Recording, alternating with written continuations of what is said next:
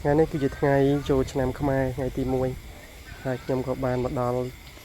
ផ្ទះខាងឪពុកក្មេកហើយអញ្ចឹងទីទៀតពួកខ្ញុំនឹងនាំគ្នា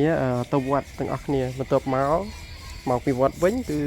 ខ្ញុំនឹងគ្រួសារកូនប្រពន្ធនឹងនាំគ្នាទៅលេងខាងស្រុកម្ដាយរបស់ខ្ញុំនៅខាងស្រុកបវលឆ្នាំនេះរៀងស្រឡះជាងឆ្នាំតែមិញមនុស្សច្រើនថ្ងៃចូលឆ្នាំថ្ងៃទី1ក៏ដោយតែឆ្នាំនេះមកវត្តរៀងស្ងាត់អត់សូវច្រើនហើយគេបែងចែកគ្នាទៅវត្តផ្សេងផងហើយនោះបងថ្លៃខ្ញុំក៏មកដល់ហើយពួកខ្ញុំជិះមកដល់មុនដោយសារពួកខ្ញុំជិះម៉ូតូហើយបងថ្លៃក៏ជិះ Pass Up មកតាមក្រោយ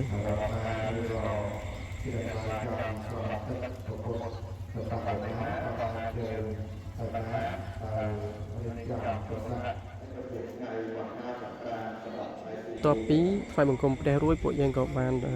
ប្រគេនចង្ហាន់ដល់ព្រះសង្ឃហើយបាំងស្គលទាំងអស់គ្នាហើយបន្ទាប់ពីបាំងស្គលហើយពួកយើងដាក់បាតរាប់បាតរួចពុំក្នុងខ្សាច់ហើយនឹងស្រង់ព្រះ